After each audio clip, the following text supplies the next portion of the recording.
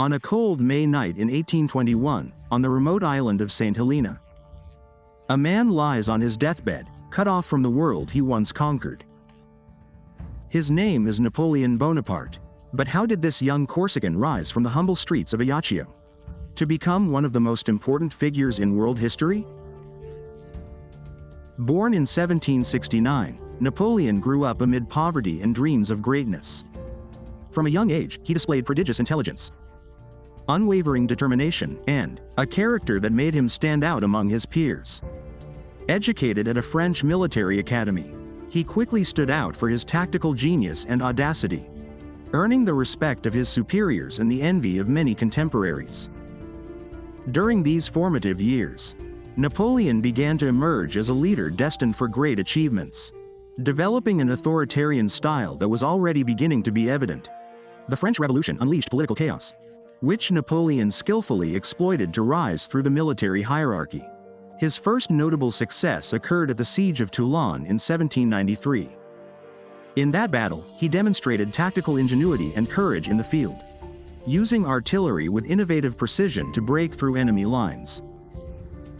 Following the victory, he was promoted to brigadier general, a title that, at the age of 24, made him an emerging figure within the Revolutionary Army. His fame grew rapidly after Toulon, opening political doors for him and placing him in a strategic position within a country thirsty for leadership.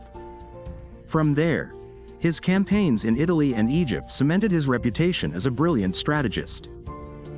In Italy, he defeated Austrian armies with fewer resources but with masterful maneuvers.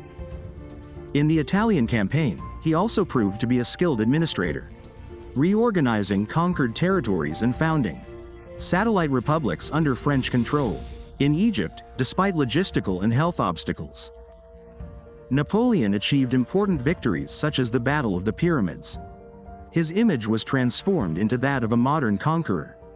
There he also led a scientific expedition that brought the first serious studies of ancient Egyptian culture to Europe, including the discovery of the Rosetta Stone.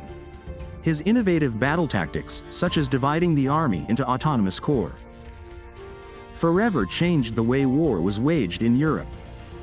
In 1799, taking advantage of the political instability in France, Napoleon staged a bold coup d'état known as the 18th Brumaire and assumed power as first consul.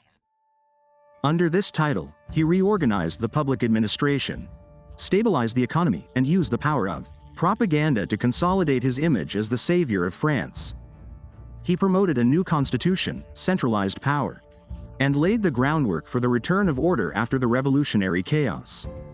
In 1804, in a spectacular ceremony at Notre Dame Cathedral, Napoleon crowned himself emperor, a gesture laden with symbolism that made clear his independence from papal power.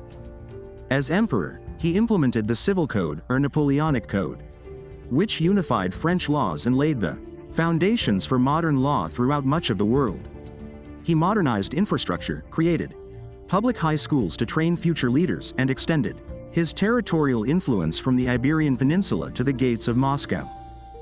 During these years, his army, the Grande Armée, became a feared war machine, combining iron discipline and speed of movement never seen before. But his ambition was insatiable. In 1812, he launched the invasion of Russia with the largest army ever assembled in Europe up to that point, some 6,000 men. The Russians, led by General Kutuzov, avoided frontal battles and applied a scorched earth strategy, leaving the enemy without supplies. The Battle of Borodino was particularly bloody. Although Napoleon achieved a tactical victory, it was not decisive, and Moscow was eventually abandoned and burned by the Russians themselves. Napoleon waited weeks for a surrender that never came, with no supplies and winter approaching. This forced a retreat. The relentless and lethal Russian winter wreaked havoc on the Grande Armée. Only a fraction of the original army managed to return to France. After this debacle, his enemies seized their opportunity. In 1814, following a series of defeats, Napoleon was forced to abdicate and sent into exile on the island of Elba. But Napoleon did not take it easy. In 1815, he escaped from Elba and returned to France, where he was received as a hero. Thus began the famous 100 Days.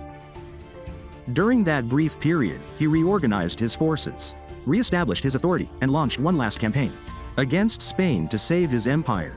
The Battle of Waterloo, on June 18, 1815, marked the definitive end of his era. A combination of tactical errors and the timely arrival of Prussian reinforcements sealed his defeat.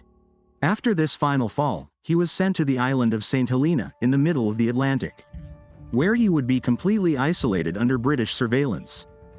On St. Helena, he spent 6 years reflecting, dictating his memoirs, and writing about his worldview, while his health gradually deteriorated. On May 5, 1821, Napoleon died alone. Some claim he was poisoned, others that he succumbed to stomach cancer. The truth remains a matter of debate. Although he died in exile and defeat, his legacy is immense. Legal reforms, military strategies, and his cultural impact continue to have a global influence. Admired and hated, Napoleon Bonaparte is one of the most complex and studied figures in history.